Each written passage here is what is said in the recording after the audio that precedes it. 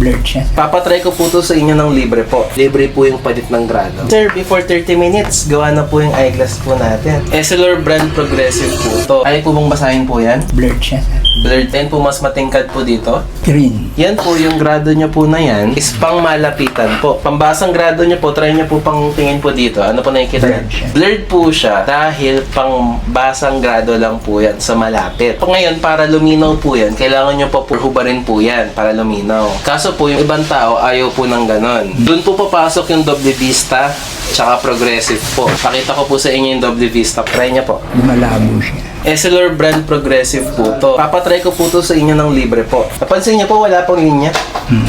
Ano po pakiramdam compared sa doble vista? Mas okay yan. Bakit po siya mas okay? Ano, hindi pa ako nakapag-double vista. Dati ano ko, pang malayuan.